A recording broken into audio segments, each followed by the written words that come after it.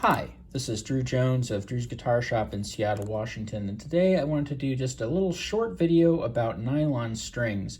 This isn't going to get super into detail on nylon strings, but basically this is going to be kind of a summary and a little bit of a suggestion for folks that primarily play steel string guitar, but may have a nylon string kind of sitting around they use once in a while, or somebody who's trying to get into maybe playing some more serious nylon string stuff. So let me go ahead and get started here.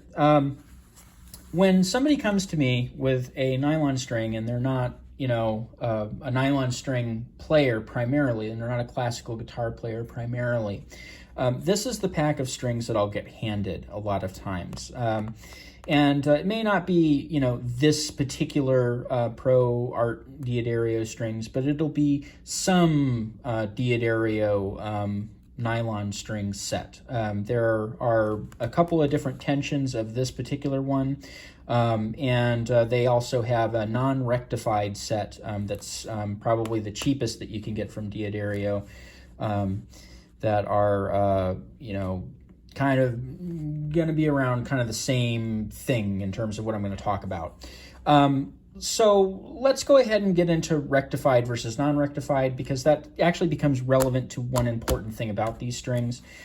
Rectified nylon, basically what that means is that the nylon string has actually been rectified to be the appropriate gauge, to have the predictable amount of pull, and to intonate correctly, to play correctly at the key that it's supposed to play. So when these strings are made, they're extruded. They're plastic strings that are extruded, which means, if you ever had one of those like Play-Doh factories as a kid and you like push the thing down and the Play-Doh comes out, that's kind of the same process, except that it's a big long guitar string coming out. Well, as you can imagine, that's not a very precise process. And so the strings that get produced by that extrusion do not really they'll typically fall within kind of like a ballpark of a particular gauge, but they're not going to be exactly. So when you have a rectified string, what that means is that that extruded string has then been rectified to be some predictable width, some predictable pull, and have, very predictable properties. The Pro Art series from Diodario is the cheapest line of rectified nylon guitar strings that you can get. And if that made these strings sound a little less appealing, I think that maybe you should consider that feeling, because I think that feeling is trying to tell you something that I realized a long time ago, which is that these really aren't the best thing to get started on. Diodario makes great strings for steel string guitars. I love Diodario strings. I use them here at the shop. Part of the reason I use them is because for steel strings, there's just not a whole lot out there that competes in terms of like reliability. Like, I pull those strings out of the pack, I know that they're all going to be good, and they're going to rock and roll just like every other set of Diodarios that I use. Super predictable, very, very nice to use in a shop setting. But Diodario isn't really what comes to mind for a lot of classical guitar players. And the reason is because the classical guitar strings that they make are not really the best out there. These strings are a great place to get started if you're a student, if you're learning, and you don't want to spend a whole lot of money on strings, but just know that there are much better sounding and playing strings out there than these. If this is all you got at your local store, fine, go for it. Get them, use them. They're not bad, there's just better. So keep that in mind. I'm not necessarily saying that these are complete garbage. They are not. They're perfectly suitable strings for any kind of playing that you want to do, but there are far better strings out there that you can be playing, and that's what I'm going to get to here in a second. Usually, kind of the gold standard, like the name that's going to come to most classical guitar players, is going to be these guys here, the Savarez. And Savarez has an enormous line of strings of all different kinds with all different properties. They are more expensive. This set here you see is being sold for like $8.99. I've seen these go for a lot cheaper than that, and I've seen them go for a little more than that. Typically, you're going to be paying somewhere around, $6 to $10 for these strings. These guys here, you're going to be paying anywhere between like 15 and 20 something for these. But this name here is the name that most classical guitar players are going to consider like the Diodario of classical strings, kind of the ubiquitous thing that is known to be good by most players. Now that being said, there are also all kinds of different brands of classical guitar strings that can get way into the higher dollar range. And people can really get obsessive about guitar strings when they're classicals. Classical guitar players in particular tend to get very, very obsessive about what kind of strings they're using, to the point that you may see somebody take like a G string out of this set and they'll take like a D string out of another set, and so on and so forth, until like basically they're ordering all individual strings from like juststrings.com or whatever, and they have like their own custom set that they're using because they just like the way that particular string from that particular set rings. These 520R strings, this number here, because people say red card, but there's a number of different red cards. This is the particular red card that I like using here, is this 520R. This is a really great all-around set, in my opinion. It's not the best sounding classical guitar string, but it is damn good sounding, and it is very reliable. And these are also fairly easy to get, and they're not like break the bank expensive. And part of the reason that I use these strings is because I don't necessarily want to start somebody off on playing on a $50 set of strings or more than $50 set of strings. If they're not really sure that, classical guitar is going to be their jam, that's just not a good idea. But this is like a $20 set of strings, and it plays just really, really nice. The trebles out of this set really sparkle. It's got a really deep, throaty bass.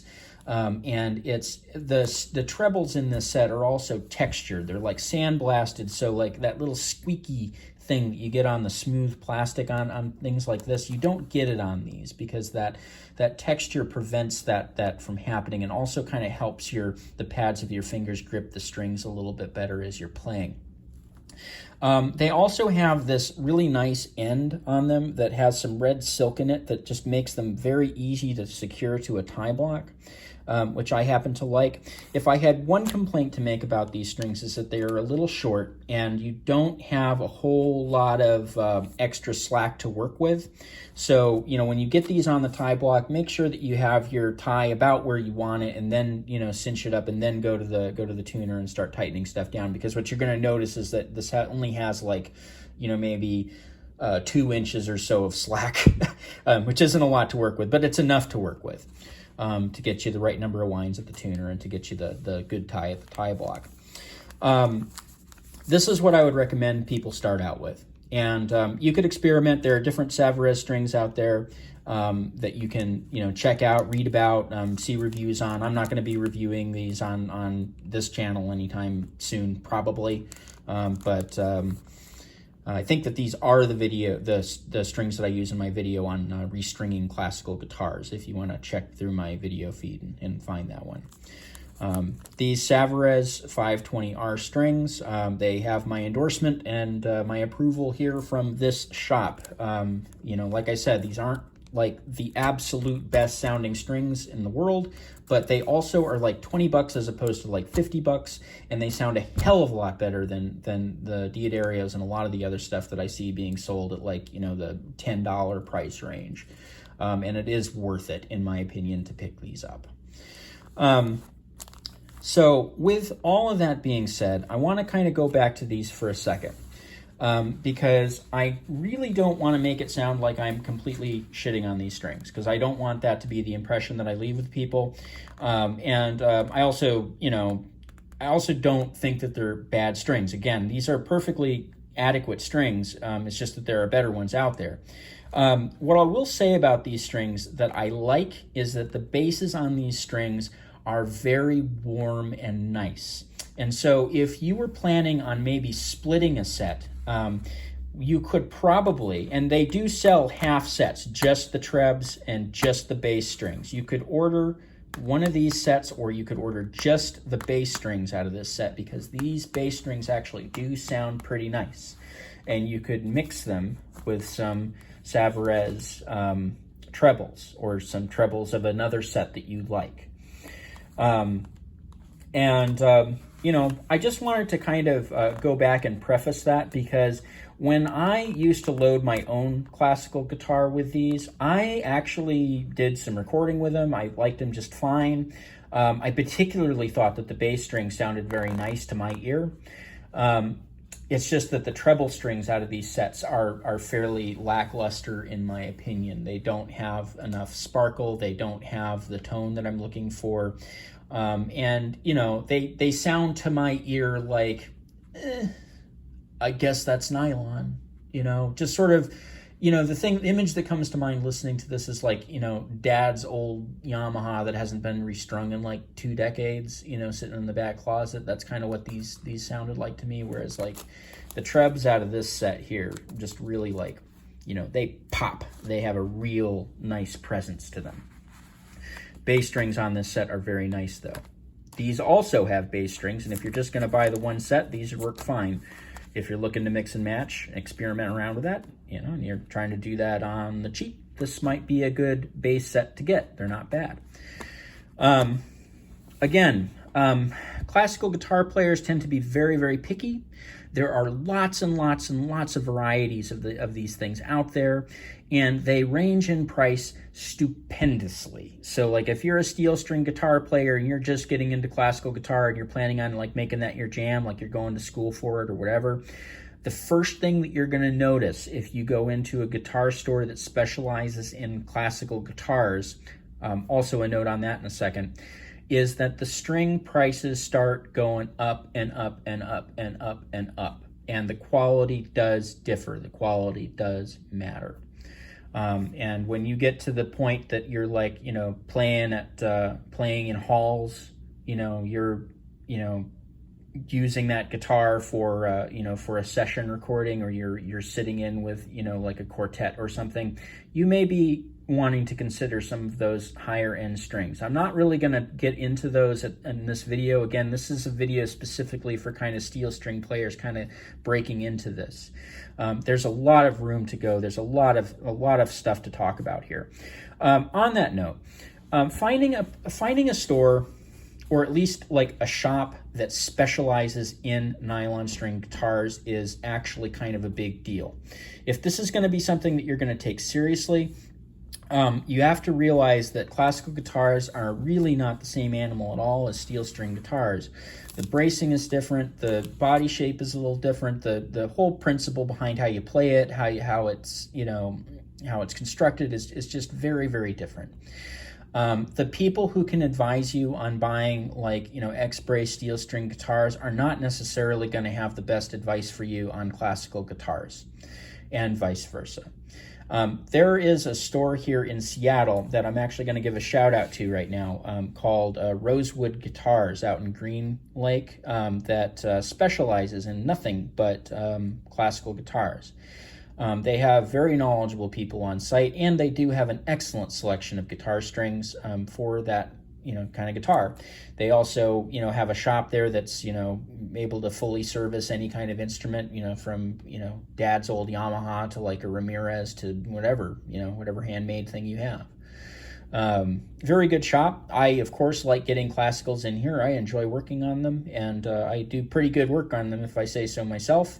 You know, that's another shop up north that also does really good work on them. I don't know if that's a type of guitar that I would just take to, you know, literally anybody. It's kind of like a banjo or a mandolin. It takes kind of a little bit of a special care, special knowledge, maybe even kind of a little bit of a background in playing that instrument, you know, in the way that it was meant to be played. I'm not a huge, great classical guitar player, but I have sat down and I have, you know, learned Bach on guitar. I have learned Beethoven on guitar.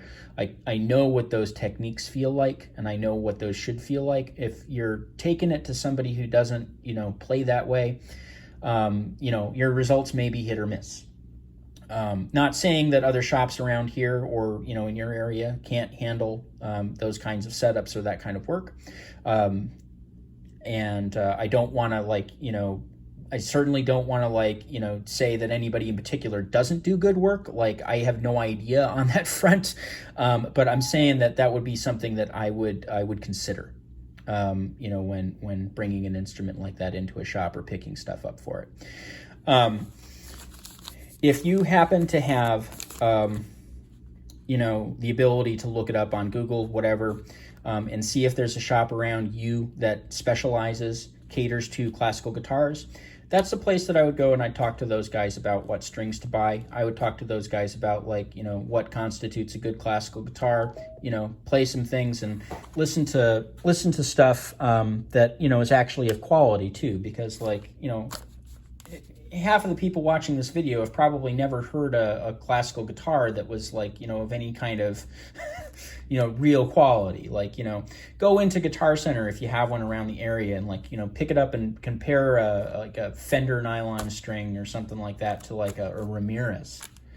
And you'll hear a drastic difference. I mean, there's a gradient in quality to the guitars as well. And you can tell when something was made by somebody that understood what that instrument was supposed to be and how it was supposed to be constructed, versus somebody who just modified their steel string guitar building rigs for making a nylon string model. So that's my little spiel on nylon guitar strings, and a little bit on nylon guitars, and a little bit on you know, one of the cool shops in the Seattle area, and then some advice on finding one in your area.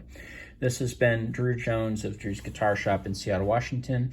If you found this video particularly helpful, there's a link to my Ko-Fi and my Patreon in the description of this, and you can kick me a few bucks there. I also have a link there to my Reverb page where I sell some instruments and some other stuff, and also a link down there to my website, which has all my pricing info, including my classical guitar setups, and has a page on that site for contacting me, of course, and also for caring for stringed instruments. And if you are here watching this video, I'm willing to bet that you have one or two stringed instruments that you have in your care. There are lots more videos like this on my channel. If you like this one, pass it around to friends. That always is greatly appreciated. I love getting the new attention here, and I love being able to teach more people. So, yeah. This has been Drew Jones of Drew's Guitar Shop, Seattle, Washington. Thank you for watching.